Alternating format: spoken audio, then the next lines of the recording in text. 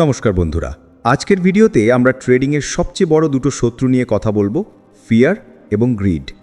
অনেকেই ভাবে চার্ট জানা, ইন্ডিকেটর জানা, স্ট্র্যাটেজি জানা হলেই ট্রেডিংয়ে লাভ হবে, কিন্তু বাস্তবটা সম্পূর্ণ আলাদা। ট্রেডিংয়ে 80% সিদ্ধান্তই তুমি নাও তোমার ইমোশনের উপর ভিত্তি করে, আর এই ইমোশনই একদিন তোমার পুরো অ্যাকাউন্ট খালি করে দিতে পারে। তাই আজকে আমরা দেখব ভয় আর লোভ কিভাবে কাজ করে এবং এইগুলো থেকে বাঁচার উপায় কী। প্রথমে ফিয়ার নিয়ে কথা বলি। নতুন ট্রেডাররা সবচেয়ে বেশি ভয় পায় লস হওয়ার। ধরো তুমি একটা ট্রেডে ঢুকলে, এন্ট্রি ভালো ছিল, চার্ট ভালো ছিল, কিন্তু মার্কেট একটু নিচে নামতেই তোমার মাথায় প্রথম চিন্তা আসে স্টপ লস হিট হয়ে যাবে না তো। এভাবে ভয় কাজ করতে শুরু করলে তুমি নিজের প্ল্যান ভুলে গিয়ে মাঝ পথেই ট্রেড থেকে বেরিয়ে আসো। পরে দেখো মার্কেট আবার তোমার দিকেই ঘুরে গেছে। তখন তোমার মনে হয় আরও একটু থাকলেই তো লাভ হতো। এই ভুলটা প্রায় সব ট্রেডারই করে, নিজের স্টপ লস হিট হওয়ার আগেই ভয়ে বেরিয়ে যাওয়া। এই ভয় লাভ কমিয়ে দেয়, কনফিডেন্স কমিয়ে দেয় এবং সময়ের সাথে সাথে তোমার ডিসিপ্লিন নষ্ট করে দেয়। এবার আসি গ্রিডে। লোভ ট্রেডারকে আরও বেশি খারাপ অবস্থায় ফেলে। ধরো মার্কেট তোমার দিকেই চলছে, তুমি ভালো লাভে আছো, তোমার মূল টার্গেট হয়তো ঠিক করা ছিল 1:2 বা 1:3 রেশিও, কিন্তু যখনই চার্ট তোমাকে লাভ দেখাতে শুরু করে তখনই মাথায় আসে আরও একটু রাখলে কি আরও বেশি লাভ হতে পারে। এখান থেকেই লোভ শুরু হয়। তুমি প্রফিট বুক করো না, স্টপ লস ট্রেল করো না, আর শেষে মার্কেট উল্টে গেলে পুরো লাভ উবে যায়, অনেক সময় লসও হতে পারে। অর্থাৎ গ্রিড তোমাকে তোমার টার্গেটের প্রতি অবিশ্বস্ত করে তোলে এবং ট্রেডকে জুয়ার মতো অনুভূতি দেয়। এবার প্রশ্ন, এই দুটো জিনিস থেকে বাঁচার উপায় কি? সবচেয়ে বড় উপায় হলো প্রি প্ল্যান ট্রেড। তোমার ট্রেডে ঢোকার আগেই ঠিক থাকা উচিত কোথায় এন্ট্রি, কোথায় স্টপ লস, কোথায় টার্গেট। ট্রেডে ঢোকার পরে কোনো অবস্থাতেই নতুন সিদ্ধান্ত নেওয়া উচিত নয়। মার্কেট উপরে গেলে বা নিচে গেলে মাথা গরম হয়ে তুমি যা ভাবো সেটা কখনোই লজিক না, সেটা ফিয়ার বা গ্রিড। তাই ট্রেডে ঢোকার আগের পরিকল্পনাই চূড়ান্ত হওয়া উচিত, সেটাই তোমার সেফটি। দ্বিতীয় কাজ হলো রিস্ক ছোট রাখা। তুমি কত টাকা লসে নিতে পারবে সেটা আগেই ঠিক করে নাও।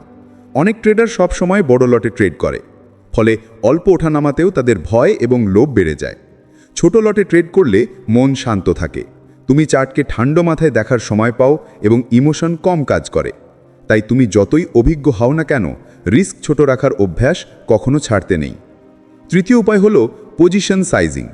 ট্রেডাররা যখন বেশি লটে ট্রেড করে তখন স্টপ লসের জায়গা এবং ডিসিপ্লিন পুরোপুরি ভেঙে যায়, কারণ বড় লট মানেই বড় ভয়ের চাপ। তাই সব সময় এমন লটে ট্রেড করো যেটা হারালে তোমার ঘুম নষ্ট হবে না, কারণ ট্রেডিংয়ে শান্ত মন না থাকলে সিদ্ধান্ত নেওয়া অসম্ভব। চতুর্থ উপায় হলো ইমোশন থেকে দূরে থাকা। মার্কেটকে তুমি তোমার ইগোর পরীক্ষার জায়গা মনে করলে কখনোই লাভ করতে পারবে না। আমি ঠিক, মার্কেট ভুল, এই চিন্তা তোমাকে বড় লস করিয়ে দেবে। ট্রেডিং হলো সম্ভাবনার খেলা, তাই জিতলে বেশি খুশি হওয়ার দরকার নেই, হারলে খুব দুঃখ পাওয়ারও দরকার নেই। জেতা বা হারাকে পরের ট্রেডে প্রভাব ফেলতে দেওয়া যাবে না। পঞ্চম উপায়, একটা নির্দিষ্ট সেটআপে কাজ করা। নতুন ট্রেডাররা প্রতিদিন নতুন স্ট্র্যাটেজি খোঁজে, কখনো ব্রেকআউট, কখনো আরএসআই, কখনো ম্যাকডি। এভাবে চলতে থাকলে তুমি কখনোই বুঝতে পারবে না কি তোমার জন্য কাজ করছে। একটাই সেটআপ বেছে নাও এবং সেটা নিয়ে গভীরভাবে শিখো, ব্যাকটেস্ট করো, রিয়েল মার্কেটে ব্যবহার করো। যখন তুমি জানবে এই সেটআপ 100টা ট্রেডে 60 বার জিতে, তখন ফিয়ার কমে যাবে এবং গ্রিড নিয়ন্ত্রণে থাকবে।